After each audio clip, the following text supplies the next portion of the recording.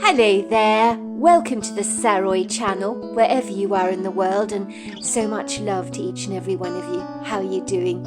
I do hope you're doing great. I'm doing fabulous, thank you very much, and I'm so delighted you've joined me tonight for part 4 of our story, because it's getting incredibly exciting, and I think we're going to learn tonight exactly what did happen to Adam McFreece. And somewhere along the line, I think a Bigfoot is involved. So before we get started, don't forget to subscribe to the channel, click the notification bell and the thumbs up. And let's continue with part 4 of our story tonight. Prisms of soft golden sunlight danced contentedly from a cornflower blue sky, casting an ethereal gossamer light over the silvery lake. It shimmered and twinkled under the generous heat of the morning sun, reflecting on its mirrored surfaces some of the twisted, rather contorted trees hanging over its edge. The prepossessing views of the lake were magnificently beautiful, so much so it took Matt's breath away, and suddenly he was very glad he'd come. Furthermore, he was thankful that Adam McFreece had joined him on this exciting camping trip, even if there was a slight tense energy between the two of them. It was certainly a hell of a lot better than moping around at his student digs, feeling very sorry for himself. There was something about the crisp fresh air, the smell of pine needles on the wind, and the gentle nudges of a coquettish sunshine that made Matt's troubles dissipate, as if the issues that had plagued him of late were not such a big deal after all. It was all a matter of perspective. Even his mother had told him as much.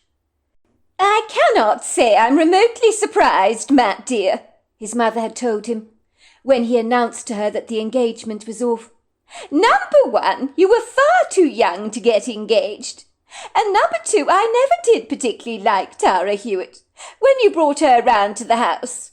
She struck me as being a little flaky. You need a dependable woman, dear, someone you can trust and rely on.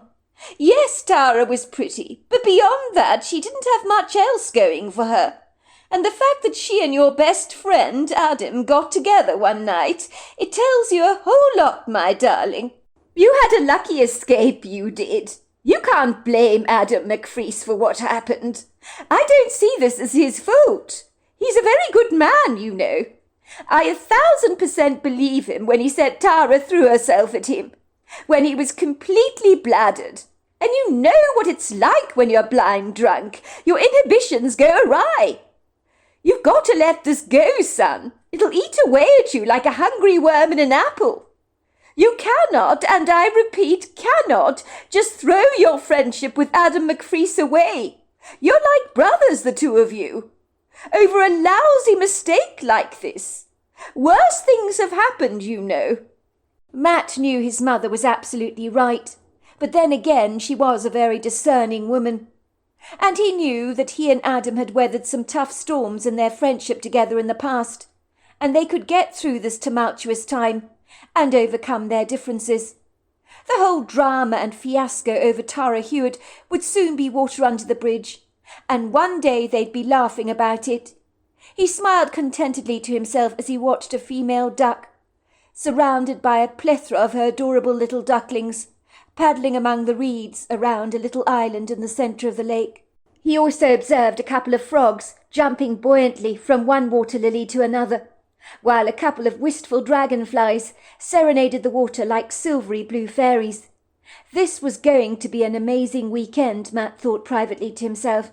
How could it not be perfect, looking out at such spectacular views like this? It was incredible to think that they could enjoy this campground all to themselves. And what could be better than that? By all accounts, the camping ground had not attracted other camping enthusiasts yet, who wisely possibly thought it was way too ambitious, and still far too cold, to brave the dip in the temperatures that the evenings would lightly invite. Winter and spring were still swinging like a pendulum on a cusp, but nothing would put off 5 enthusiastic medical students, who were not remotely intimidated by a wee chill in the air. It would seem all 5 young men were eager for adventure and resolutely determined to put the cruel cold days of winter behind them.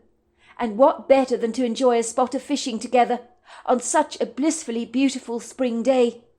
It would seem the day had passed so smoothly, like a tumble of laughter, as all 5 men cast out their rods, enjoying the warm flush of spring sunshine brushing against their faces breezily, along with ice-cold beers that they knocked back from the cooler.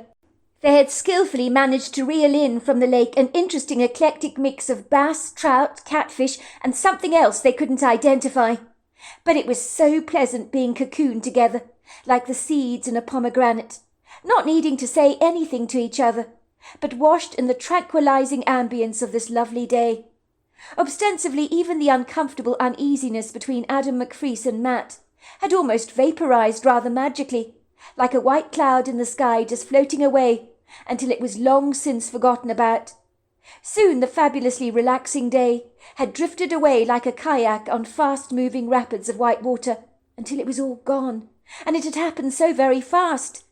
In a trice the day seemed to yawn with a resigned tiredness, while the sun cast out a fabulous farewell visual display across the sky, in bright smudges of tangerines and golds, until finally it slunk away very clandestinely, like a child desiring to hide away from all her friends in a mischievous game of hide-and-seek. The night began to sweep boldly across the sky, like a black curtain being drawn across a stage, and before long the firmament was ablaze with glittering stars and the alluring magical sight of an almost full moon, that cast her shimmering pearly glaze over the silvery water of the lake, that on its mirroring surface reflected the resplendence of the Milky Way.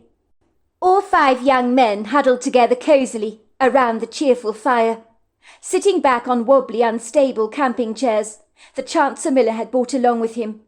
They were sensibly attired, wearing windbreakers, parkas, and hooded sweatshirts, as the icy fingers from a cold chill unapologetically seeped through their clothing. But luckily the warm, inviting fire crackled away merrily in the fire pit, defrosting their fingers and swathing them in a satisfying warmth, while they enjoyed watching the orange flames hungrily devour the dry wood. The blissful smell of wood smoke filled the air. Soon they had eaten their fill of fish that they had caught, grilling it over the open flames of the fire. It melted in their mouths like butter, and tasted as close to perfection as you could get. There was something delicious about eating al fresco. They roasted corn cobs and ate large portions of potato salad and garlic bread, washed back with still more icy-cold beer.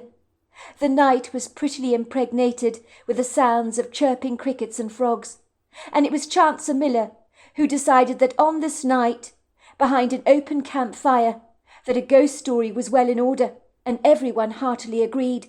For what is a campfire without a ghost story? "I will start the ball rolling, shall I?" said Chancer. "I've got a neat ghost story to tell you from my father." All eyes were now focused on Chancer Miller. He had their undivided attention, while a couple of the young men were spiritedly roasting marshmallows on long forks in the fire, and popping the delicious caramelized melted sugar into their mouths. "My dad, you know, is a surgeon," said Chancer. "He's been operating on people for years, and has worked in dozens of hospitals all over America and abroad. I guess it was a given that I would one day follow in his footsteps, although I shall say this, he's not remotely impressed with my fanciful desire to become a cosmetic surgeon, pandering to people's vanity.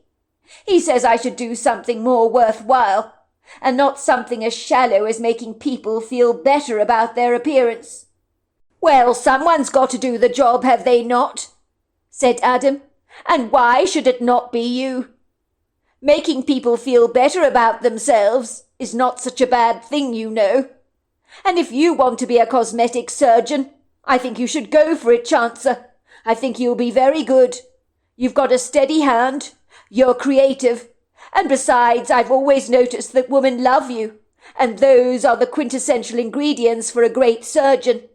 Everybody nodded in agreement around the fire, as there was no doubt Chancer would indeed make a very good cosmetic surgeon. Chancer looked at his friends appreciatively, grateful that they had so much faith in him. "Thanks, bro. It's very kind of you to say," he said, looking reflective. "I just wish my father shared your enthusiasm, but I'm afraid he does not. He's got fixed views on things, you know, is stubbornly old school. He thinks the world has all of a sudden gone pear-shaped, with its obvious obsession to looking younger, and I'm afraid my mother agrees with him. Anyway, talking about my father, well, he is the most prudent man you could ever hope to meet. Very punctilious and thorough. He's an excellent surgeon, you know. Anyway, he's never believed in all this hocus-pocus stuff and nonsense, and was not remotely superstitious. One night he changed his mind about all of that. He was working at a hospital where the creepy wing had been closed off, due to the strange idiosyncratic things that occurred there. Things that the nursing staff could not explain, that scared the bejesus out of them. The staff said that it was haunted, and they wouldn't be seen dead going down that corridor during the night, and they were persuasive enough to get the wing of the hospital cordoned off, so that it was no longer in use. My father typically thought that this was ridiculous, to close one wing of the hospital due to wild superstitious speculations, because they were unfounded, and the hospital needed the extra space. He thought every wing in the hospital should be used productively. He laughed at the nursing staff and said that there was no such thing as ghosts, and that they were feeding their fertile, overactive imaginations. "The mind is a powerful thing," he would say resolutely. "You can believe anything, if you convince yourself enough of it." One of the nurses openly challenged him and said, "All right, Dr. Miller, I want you to go down the creepy way in the middle of the night all on your own, and then you can come back and tell us it's not haunted." My father shrugged his shoulders nonchalantly and said, "Fine, I'm very happy to do that, to prove to you that it is not haunted." There was a gathering of giggling nurses, watching my father venture down the creepy way in the middle of the night. I think they thought he was as mad as a hatter attempting this. But my father was not remotely afraid. It was dingy and tenebrific down the wing, of course it was. So he could appreciate and understand why the ghostly rumours abounded and circulated around the hospital. It looked like the perfect setting for a haunted hospital wing on a movie. "Did he see anything?" asked Adam excitedly. "Hold your horses, Adam, will you?" said Chancer, raising his hand. "I'm getting there." My father proceeded down the wing. In the beginning there was nothing untoward, nothing that irked him. He said it was rather like venturing down any other dark corridor in the middle of the night. Then he observed something being flung into the middle of the corridor, crashing in front of his feet. He bent down to pick it up to discover it was a baby's pacifier. He then continued along his way, and then a teddy bear was thrown into his path. He picked up the teddy bear, and he said this thing was ice cold, so cold in fact it almost burnt his fingers, so he dropped it back on the floor. By now he was rather befuddled. My father immediately thought that one of the nurses had crept up into the hospital wing and was deliberately playing tricks on him. So he said, "This is not funny. I know you're there, so quit playing games with me." He fearlessly went into a little children's ward that I believe had been used for 2 to 3-year-old toddlers. He said it was icy cold in there, and he had a profound sense of not being alone. He felt as if he was being watched. He was rather startled by how much stuff was still around in the ward, gathering a thick veil of dust and cobwebs, so the air felt cloyingly thick. The next thing he knew, something was flung into his back. He turned around to find a kid's comic book lying wide open on the floor by his feet. He had no comprehension how that could have happened, because nobody could have done that. He opened up the comic book, and in bold writing on the paper, in red ink, were the words in large capital letters, "You are dead." His heart began pounding violently in his chest, and a feeling of impending dread overcame him. He almost froze to the spot, he was so frightened. He then heard some disembodied giggling, and the scuffle of tiny feet running across the floor, as if cute little kids were playing a mischievous game on him, and were watching him, hiding behind the door, if you like. Worse still, the door in the ward was swinging open and closed on its own accord, and then something else hit the floor behind him, but nothing was there. Nothing could explain the loud bang he had heard. My father turned around when he sensed a pair of eyes burning into the back of his skull. It gave him the chills, it did. He knew in that moment that something was standing behind him. He could feel a very formidable presence, and was so terribly afraid, almost too afraid to turn around and look. He said there was this icy cold air blowing breezily at the back of his neck, but it was someone's breath. It wasn't a wind. It was definitely somebody's breathing. My father finally did turn around. His curiosity got the better of him. His heart almost went shooting through his chest.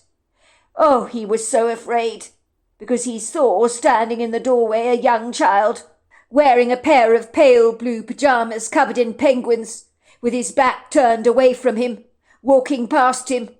My father ran after this little boy, putting his hand through the child to stop him moving any further.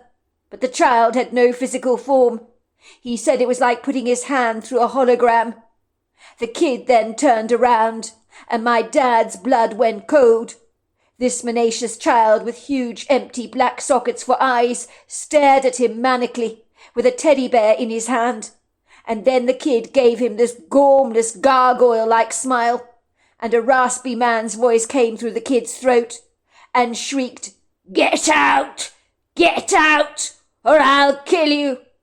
My father was so terrified every part of his body began to quiver in terror. The kid turned around and walked away, while my father hightailed it out of that wing as fast as he possibly could. He turned around very briefly to glance over his shoulders, only to see that the child in the passageway was still there, grinning at him gormlessly. It freaked him the hell out. He knew he'd seen a ghost, but more than a ghost, a diabolical, insidious entity. When he finally reached the gathering of nurses, he lied to them, because my father was very proud. He said, "I can't think what all the fuss is about. This place is not haunted." But never again did he challenge them about the creepy way again. But boy, he was glad when he stopped working at that hospital. He never looked back when he left that place, let me tell you. He was always worried that he was going to come in contact with that evil boy again. Everyone stared at Chancer incredulously. Adam ran his hand up and down the arms of his sweater.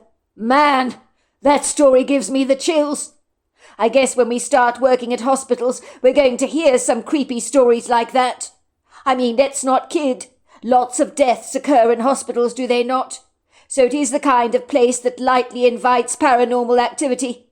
But I hope to God I never have an experience like your father did, Chancer. But I'm not surprised he's a believer now." Matt could not remember how long they sat by the campfire talking, knocking back beers and watching the flames of the fire dance over the wood. But soon tiredness got the better of them, and all 5 men turned in for the night, eager to collapse into their sumptuously cosy sleeping bags, feeling ever so slightly bladdered, and satisfied by such a pleasing end to what had been a magnificent day, one that they were unlikely to forget, even if all were feeling a tad unsettled by Chancer's ghost story. They were not to know that something far worse than Chancer's father's ghost story was about to unfold, that was so outlandish it would have been hard to believe for anyone whom had not been an eyewitness to this eventuality. Matt was blissfully lying fast asleep, curled up in his tent, comfortably cocooned in his sleeping bag, where he was awoken to Adam McFreese, leaning over him, shaking him vigorously. So he woke with a start, as he was rudely jolted out of his dreamlike state. "There's something outside our tent," Adam whispered. "I've heard it walking around." Matt felt grievously annoyed to be woken up, but his heart softened when he saw the anxious state of his friend's demeanour, whose eyes appeared to be on stalks. "I didn't want to wake you up, but I needed to take a leak. But there's something walking around our campsite. I'm scared. I can't go out there on my own. I'm desperate to go. I'm literally crossing my legs. I heard the footsteps and strange grunting sounds. Something is definitely out there. And whatever it is, it's big." "I'm sure it's nothing to worry about, bro," said Matt encouragingly. "You're probably feeling a bit wobbly after listening to Chancer's ghost story. I don't blame you, bro. It also freaked me the hell out. But if you heard anything outside, it's probably just a raccoon or a fox sniffing around our camp. I mean, let's not kid. Those food smells from our fire last night are going to encourage opportunists like raccoons to scrounge around looking for scraps. And take it from me, those critters can be very noisy." Adam almost growled at Matt. "Did you not hear what I told you? There's something out there, bro. I'm telling you, I heard it. And it's not a damn raccoon. Why aren't you taking me seriously, Matt? I'm telling you, there's something outside our tent. I'm not imagining this." "All right, bro, calm down. I believe you," said Matt, as both men became quiet, listening intently to any outside sounds. But everything seemed very serene, and there were no strange noises, and for a moment Adam began to relax, even attempting a half-hearted smile, as if he was beginning to reconcile himself with the fact that he had been foolishly overreacting, as of course there was absolutely nothing rummaging outside their tent. He looked a little sheepish and bashful as he tried to explain himself to Matt. "I know you can't hear anything now, but I'm telling you, bro, something was there, crashing around. Thunderously noisy it was." All of a sudden he paled, the colour evaporating from his skin, so he became a ghostly shade of white. "Listen! Listen!" he whispered urgently. "Listen! Do you hear that? Oh my God! The noise is coming back." This time it was Matt's face that paled. He could hear the ponderous footsteps punneling the ground with a forceful footfall, as the feet skulked around their tent, getting way too close for comfort. Matt knew at once that something was outside their tent, and whoever and whatever it was breathing heavily. He could feel his heart swinging in his chest violently. They heard a few grunting sounds, along with a stifled human-like cough. Matt's face contorted like an ugly gargoyle. He whispered, "What the hell? What the hell is that?" His blood ran cold, especially when something slapped the fabric of their tent, as if whipping it for a couple of seconds with the back of a palm. They could hear heavy breathing and grunting, accompanied by the ominous haunting thud of feet padding around their tent. Finally the breathing subsided, as the footsteps seemed to become more faint. They could hear something ferreting around their camping site, and a clanging sound as if a pot was being banged against a grill, or something like that. Then the feet moved away from the camping site, until everything became stoically quiet again, as if whoever or whatever had rudely disturbed them during the night had finally gone away. They both sighed with relief, sensing that they had managed to escape a formidable danger, although what it was they did not know. But something gargantuan had indeed been plodding around their tents, and whatever it had been, it had shaken both young men to the core. Finally it was Matt that summoned up the courage to take a peek out of the tent, sighing heartily with relief that nothing was actually there. Everything outside the tent looked benign and undisturbed. "I really need to take a leak," said Adam earnestly. "I have no idea why I didn't wet myself. And although nothing is there, I don't want to go alone, bro. My heart is still punneling in my chest. If you don't come with me, Matt, I will wet my pants." "Of course I'll come with you," said Matt. "Besides, I need to go myself. I drank way too much beer last night. My bladder needs prompt emptying." They both clandestinely slipped outside the tent, piercing the dark, ambiguous, rather obscure shadows with the obtrusive light of their very bright torches, which brought them a smidgen of relief.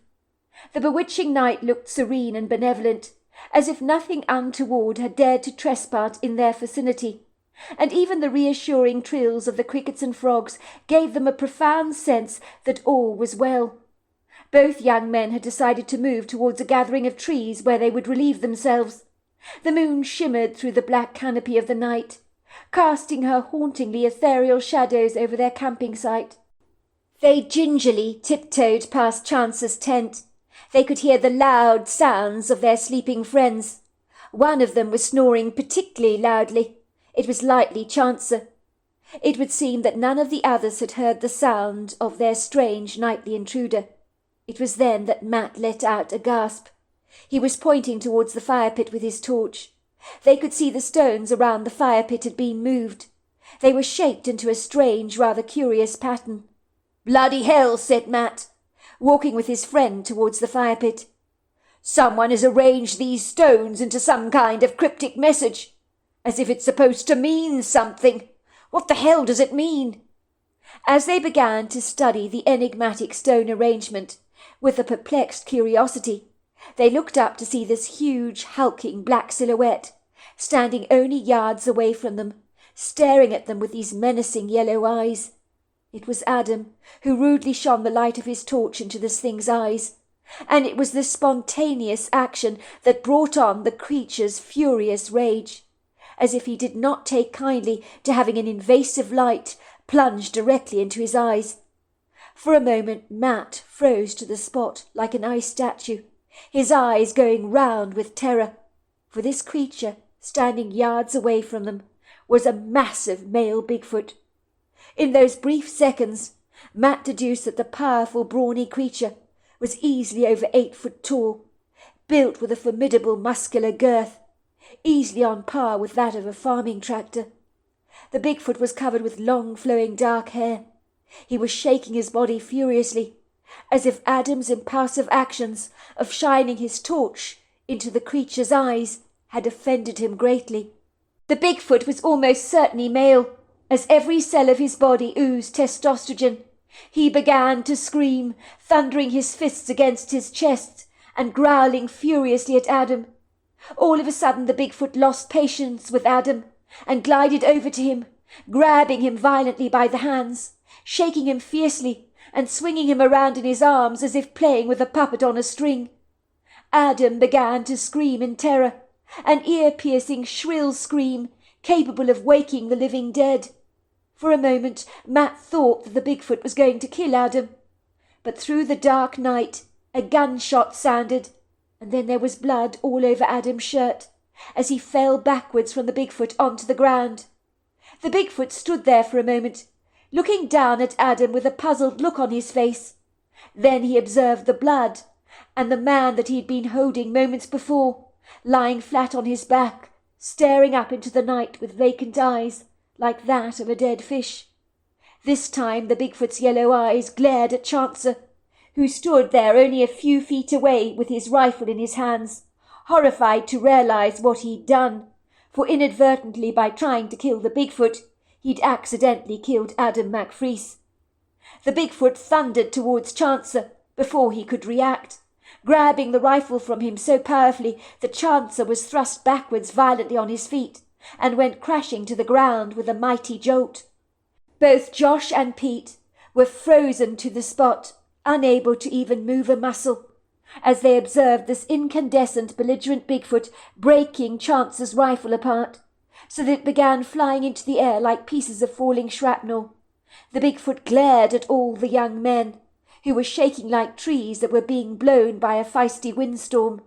He stamped his foot to express his indignation, letting out a shriek, and then bounding away into the woods until he was finally gone. There was an agonizing, crippling silence, as everybody just stood there, unable to comprehend what they had all just witnessed, for they had been flung from the realms of a peaceful sleep into a contorted, jagged, horrifying reality that seemed so surreal, far too impossible to digest. Chancer was the first to bounce out of his paralyzed state. He ran over to Adam, dropping to his knees, shaking the young man. "Adam! Adam! Wake up!" he said, slapping Adam's face. But Adam was covered with blood. "Can you hear me, Adam? Can you hear me?" He reached for Adam's pulse and looked up at his friends, shaking his head. "He's dead. I killed him. I thought I'd get the Bigfoot. I got Adam instead. It was a dreadful, dreadful accident. Adam! Adam, I'm so sorry. I'm so sorry. I didn't mean to do this to you," he said, apologizing to the dead corpse. For a long time there was a thorny silence. that cut everybody's emotional calm into shreds as they assimilated the gut-wrenching cruel reality that Adam McFreese was dead. It was like a stone being jammed in the back of your throat that you could not swallow. It was Matt that dived onto his knees and began grabbing his friend, holding Adam's limp body to his chest like a rag doll, and howling like a baby. "Look what you've done, Chance! Look what you've done! You've killed my best friend! Why did you shoot? You were stupid! How could you shoot?" So there you are. That is the end of part 4 of our story. I look forward to you joining me tomorrow night on this very dramatic ending of part 4. I look forward to seeing you then. Until next time, goodbye and good night.